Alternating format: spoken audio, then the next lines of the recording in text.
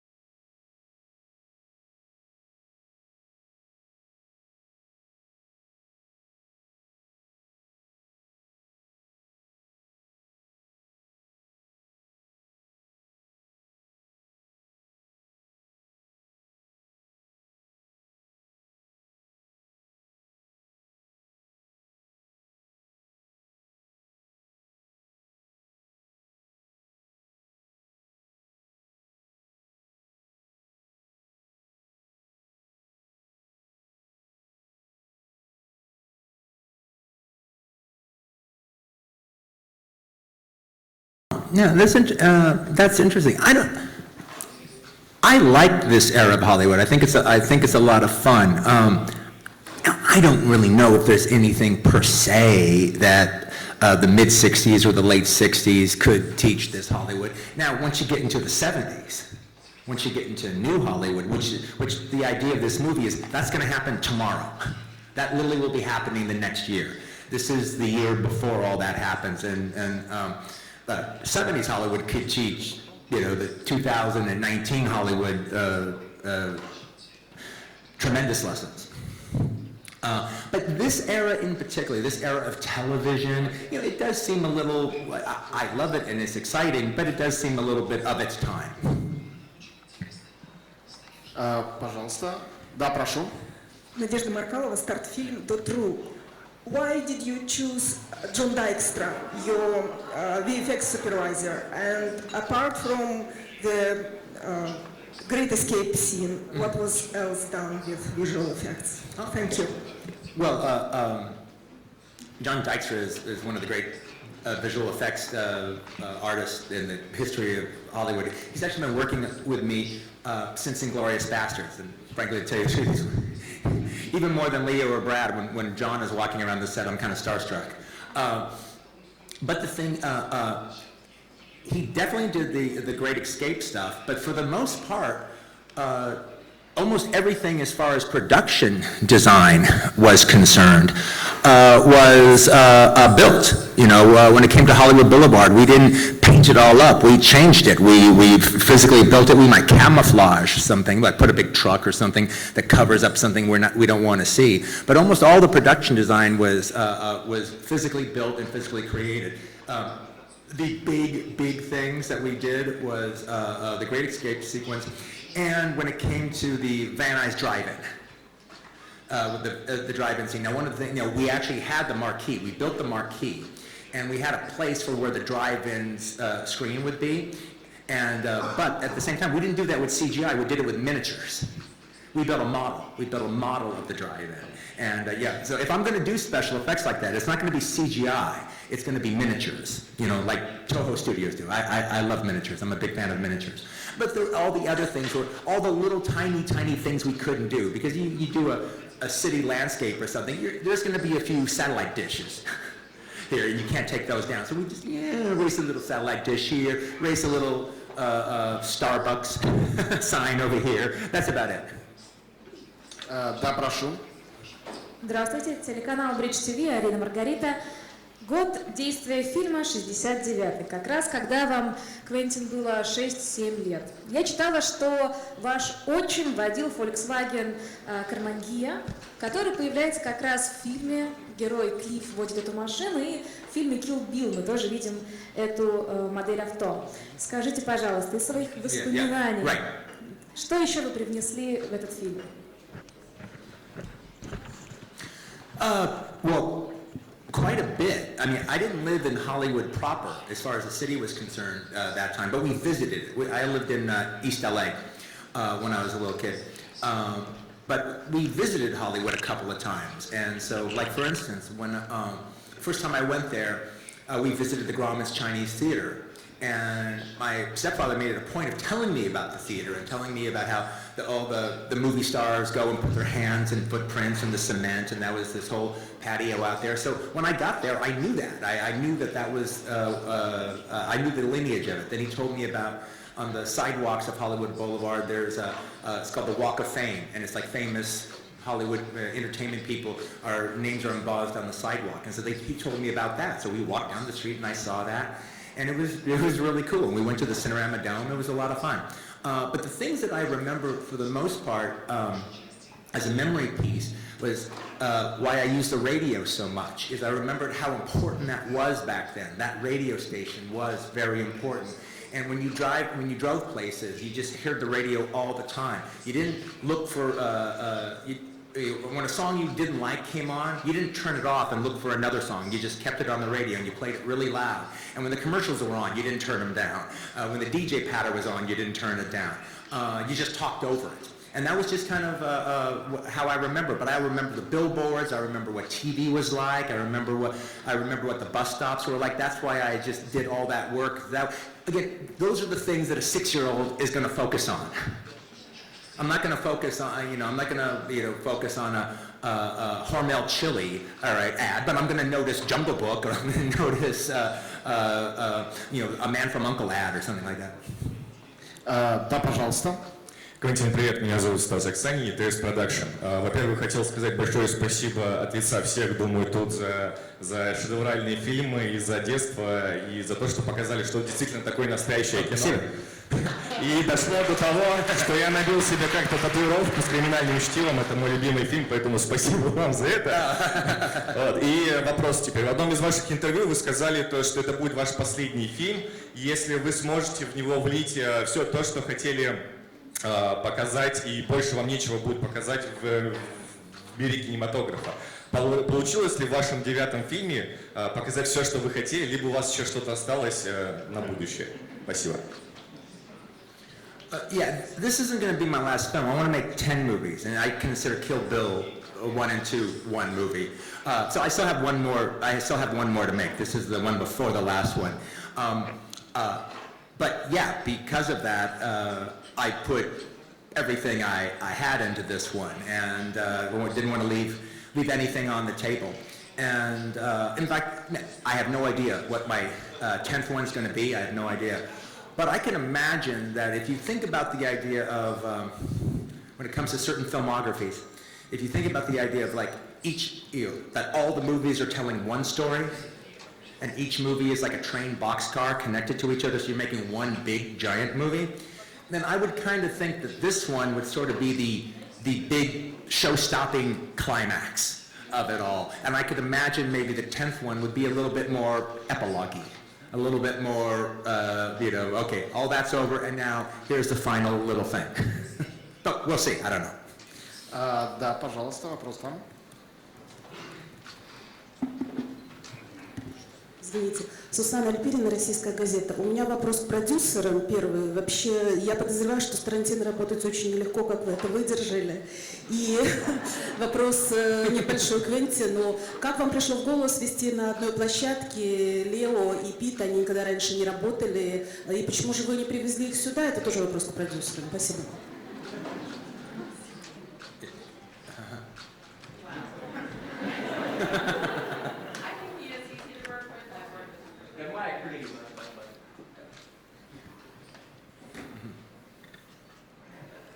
Yeah, you saw.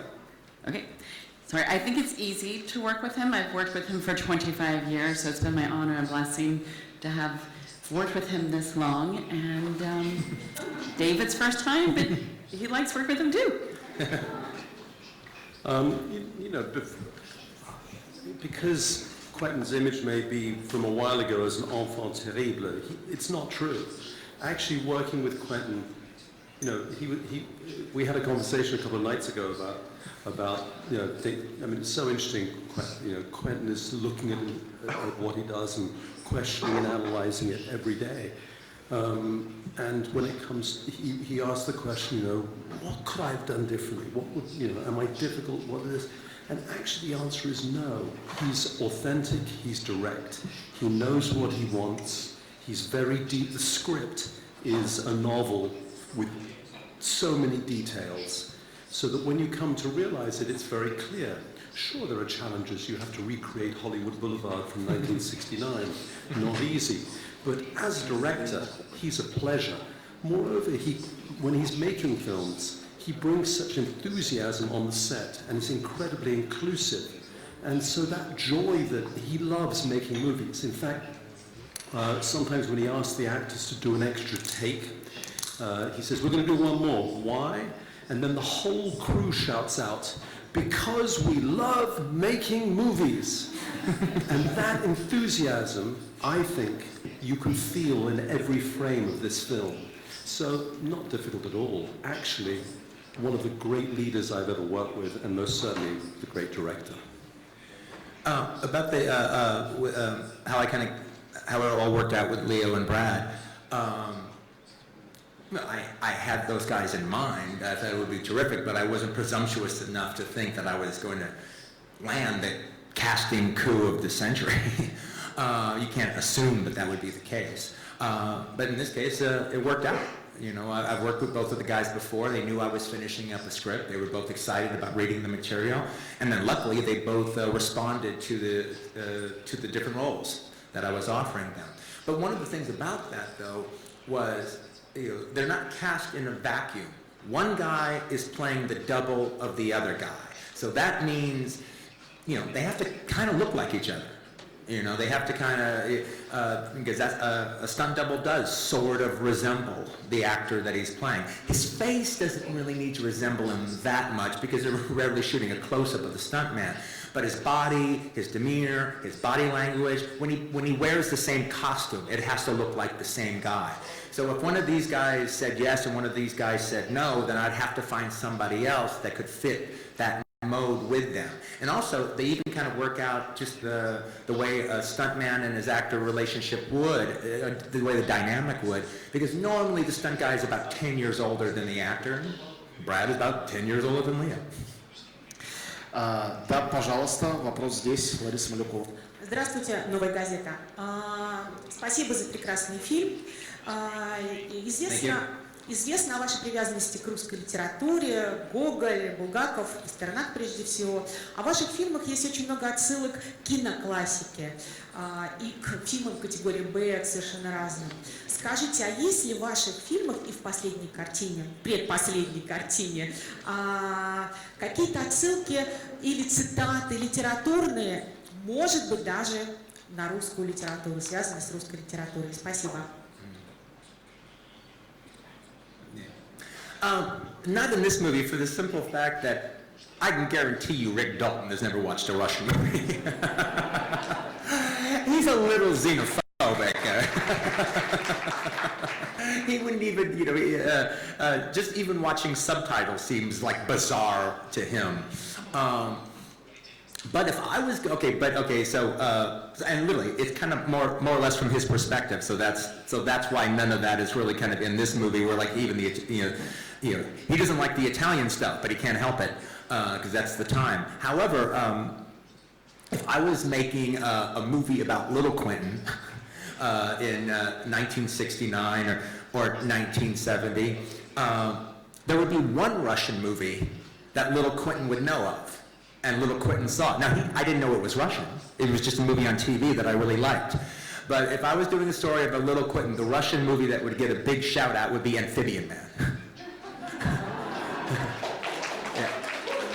Because in America, what happened was Amphibian Man never played theatrically. It was just sold to American International television. So it was just dubbed and released in a television syndication packages.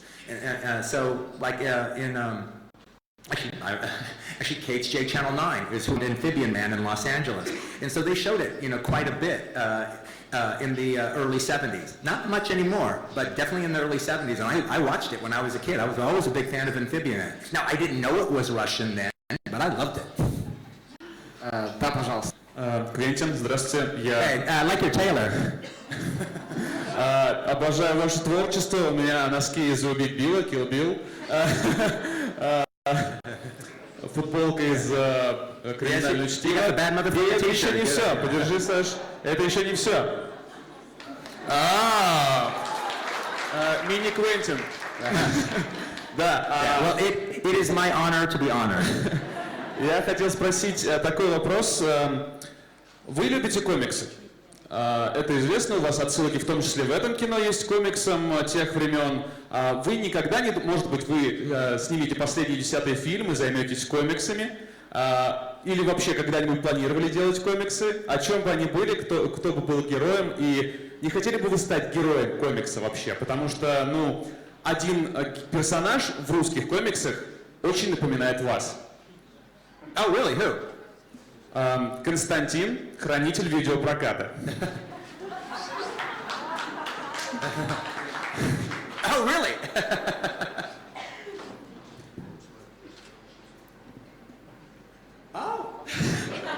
This is... I guess. All right. Yeah, okay.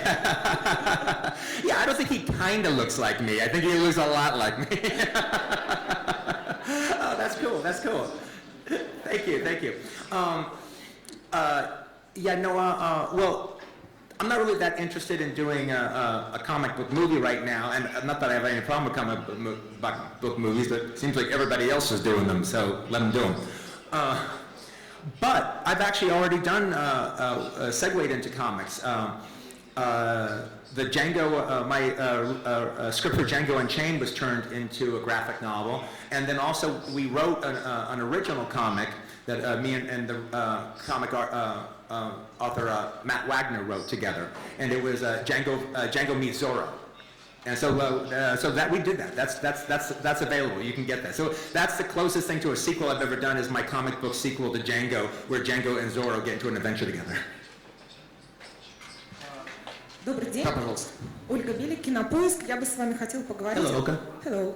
Хотела бы поговорить с вами о вашем каннском лауреате, замечательном американском питбуле. Скажите, пожалуйста, во-первых, сколько собак снималось в фильме, и как вам с ними работалось, или с нею одной, и насколько это реальный персонаж, было ли у прототипа героя Брэда Питта действительно такой пес, или же это сказочный герой, и почему вам было важно, чтобы у этого персонажа был именно такой пес, ну, за исключением сюжетной линии? I like the expression fairy tale dog. Okay, Brad's character is very, very, very loosely based on a real stunt guy, but he's not really a real character like the way Sharon is a real character. No, Brandy the dog is completely one of my characters. It's a complete invention.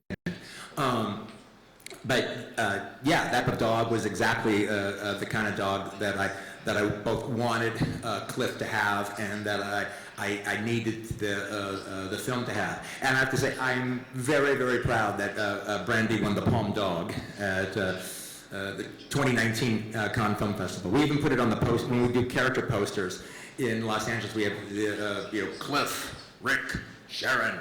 And there's some billboards, Brandy. There's a picture of the dog. So we basically, I think there was like a third dog that was used every once, but I don't even know if he even made the movie. But it was primarily two dogs. The dog that you see almost through the whole movie is this very sweet female dog that we use through pretty much 90% of the movie. However, we had a much more ferocious dog for the fight sequence at the end, and that was a male dog.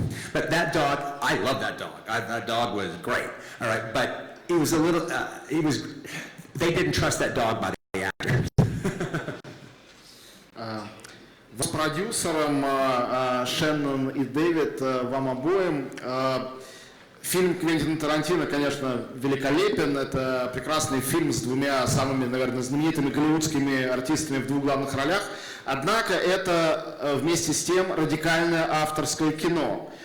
Очень длинное, насыщенное диалогами, безусловно, блестящими.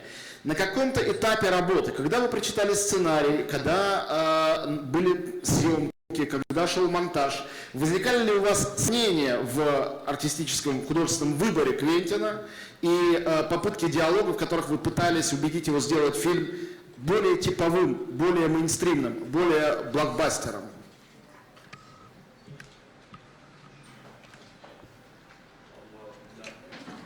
No.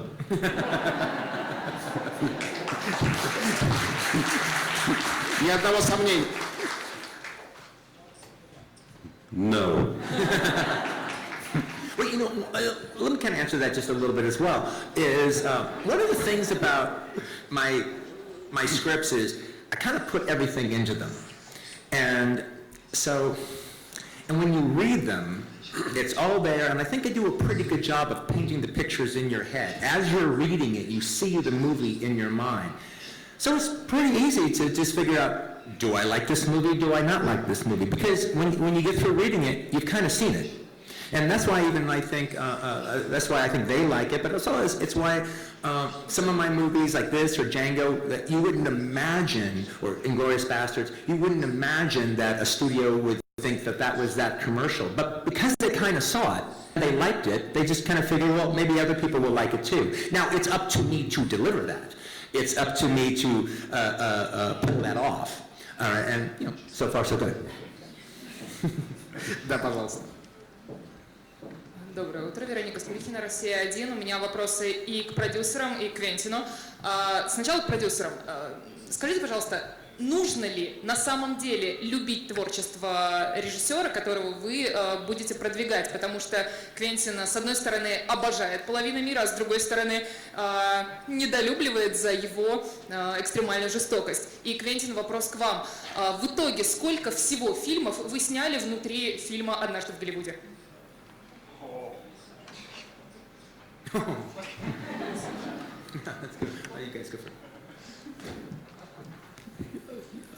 I hope I understood the question, but in terms of promoting the film, having someone like Quentin is a gift, because he's a great showman, he's incredibly eloquent, he's incredibly passionate, and he can talk about his film and other films with great enthusiasm, and you know, he's as good as it gets, really, both as a filmmaker and as a promoter. In terms of, you know, one of the things I love about Quentin the man and Quentin the filmmaker is he's unapologetic. He makes his films and they're very distinct.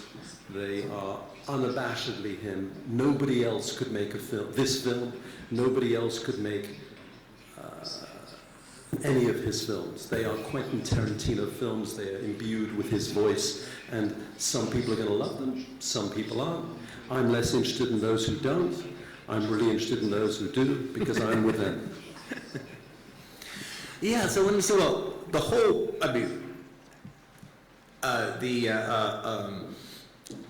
the stuff that the stuff in the movie that I had absolutely the most fun doing was all of Rick's filmography, his whole media stuff. I mean, I always knew, okay, I'm going to do a lot of it. It's only so much of it's going to make the movie, but that's going to be the stuff that I'm going to be the most obsessive about. So let me see. Okay, so we shot a bunch of Bounty Law stuff. We shot a bunch of Lancer stuff. We shot 14 Fists and McCluskey stuff, and we did the commercials. All right, like the Red Apple commercial and everything. And Hullabaloo. We didn't really know. I wanted to do the Nebraska gym scene, but we dropped it. That's just the little 8mm thing on that. So I think about 5. Да, пожалуйста, здесь вопрос. Здравствуйте, Николай Никулин, телеканал РЕН-ТВ. Вопрос к Квентину. Мы знаем, что жизнь для вас является материалом для кинематографа, вы черпаете оттуда вдохновение. Вчера, как мы все знаем, здесь журналисты вы гуляли по Кремлевским музеям, встречались с царь-пушкой. В каком сюжете, на ваш взгляд, царь-пушка могла бы выстрелить? Что бы это был за фильм?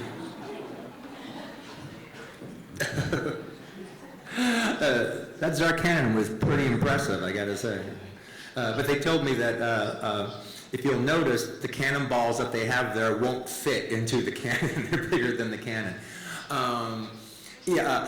I don't really see myself making kind of medieval kind of movies. That's not really where I come from. However, so I don't need to, when you have Ridley Scott out there in the world, you don't need me to do that, all right? He does a pretty great job with stuff like that.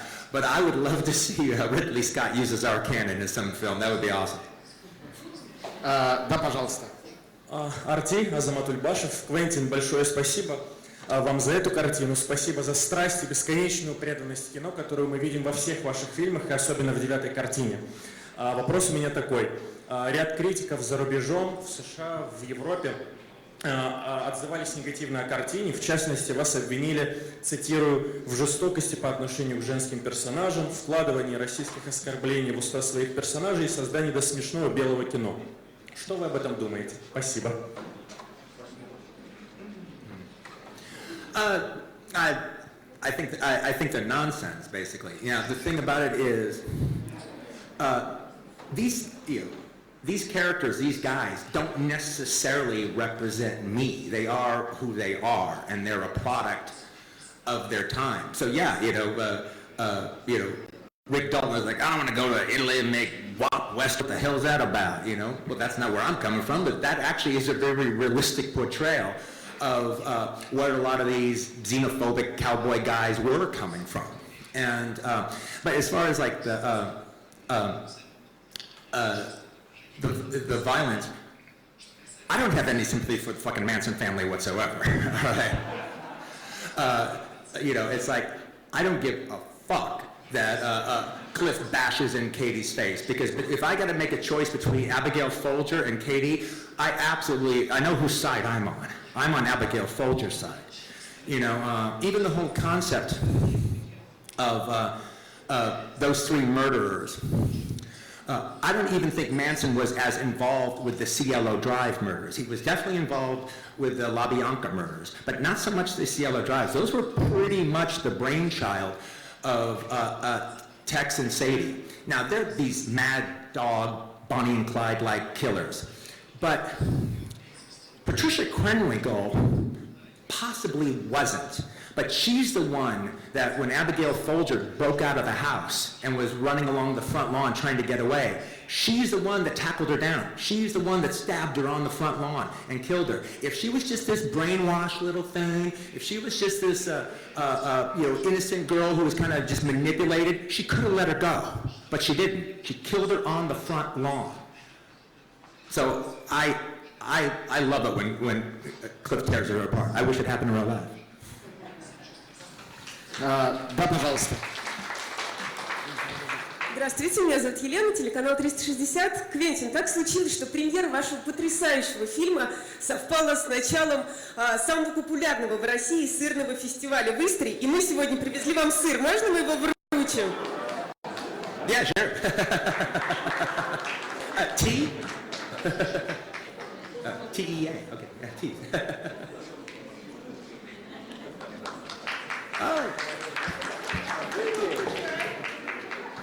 Oh, cheese! Oh, excellent. Thank you very much. Thank you.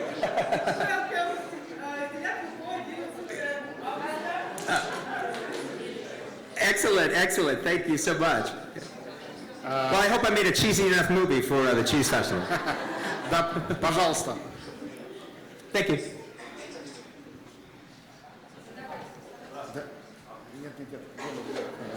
Hi, Квентин. Hello. Илья Бунин, кинообозреватель. Квентин, я фильм уже посмотрел. И... Спасибо. У меня два вопроса. Первый по поводу сцены с Брюсом Ли. Просто я со своим отцом, я рос на Брюсе Ли, на фильмах, отец занимался по методикам. И вопрос такой, вот почему вы так увидели Брюса Ли в фильме? Почему такая сцена была? Все, спасибо. Okay. Well, I don't think I make Bruce Lee look that bad. I will admit I'm having a little bit of fun at his expense. All right, I will admit that.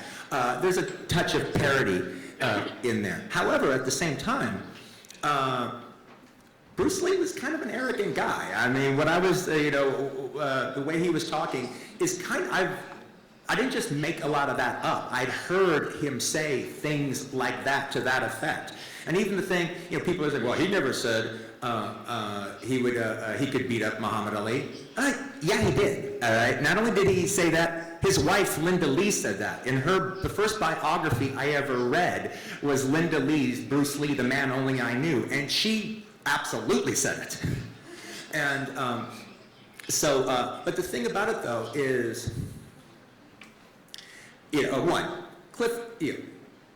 could Cliff beat up Bruce Lee? Okay, Brad would not be able to beat up Bruce Lee, but Cliff maybe could. All right, if you ask me the question, it's like, okay, well, who would win in a fight, Bruce Lee or Dracula?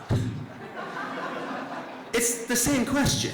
It's a fictional character. If I say Cliff could beat Bruce Lee up, he's a fictional character. Then he could beat Bruce Lee up.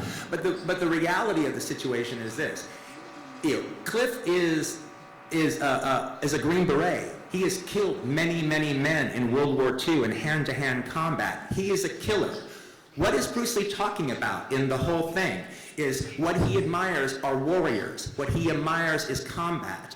And boxing is a closer approximation of combat as a sport than martial art tournaments are. Well, Cliff is not even part of a sport that's like combat. He is a warrior. He is a combat person. So, if Cliff were fighting Bruce Lee in a martial arts tournament in Madison Square Garden, Bruce Lee would kill him. But if Cliff and Bruce Lee were fighting in the jungles of the Philippines in a hand-to-hand combat fight, Cliff would kill him. К превеликому сожалению, у нас закончилось время для вопросов. Я задам последний вопрос, с вашего позволения, Квентину. Если вообразить сиквел «Однажды в Голливуде», в котором Роман Полански, счастливый муж Шэрон Тейт и отец их общего ребенка, решит снять Рикка Далтона все-таки в кино, что это мог бы быть за фильм и что за роль? Well, I don't really see, even if everything played out the way it does here, I don't really see Rick being Roman's kind of guy, all right? He's the kind of guy, or even the kind of guy who'd want his wife hanging around a little bit. I can see Sharon liking Rick. But oddly enough, I can't think of anything that Roman did afterwards, or even if he had finished Day of the Dolphin, that I can't really see a part for Rick in that. However, it can't happen because it's already happened, but a part in a Polanski movie that Rick would be terrific in, I mean, perfect casting, is if he played the John Cassavetes role in Rosemary's Baby. I can actually see, because they're actually kind of similar type actors in that movie. Not John Cassavetes, but the character, a guy himself, like sells his soul to the devil to have a better acting career. I could see Rick killing that role. He would be terrific. And so that might be something where, like, if he had yet to do Rosemary's Baby, I could see Roman going, hey, maybe this guy. Спасибо большое, дорогие друзья. Давайте поаплодируем Квентину Тарантино, Шэннон Макинтош, Дэвид Хейман. Спасибо.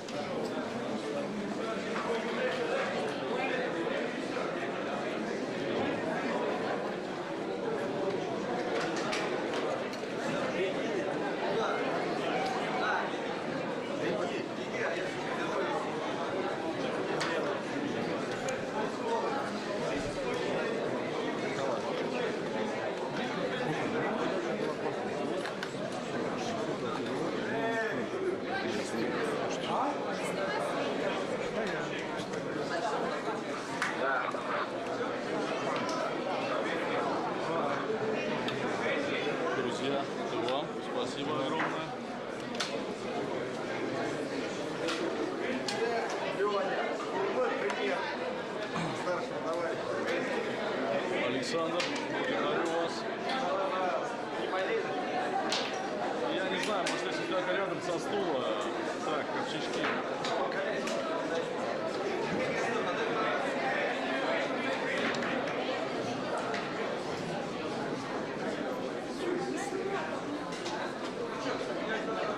Пойду. Все? Да. Хочешь автограф взять?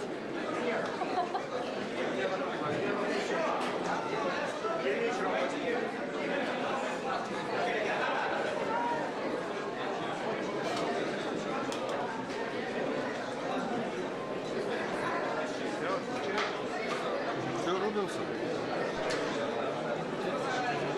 А?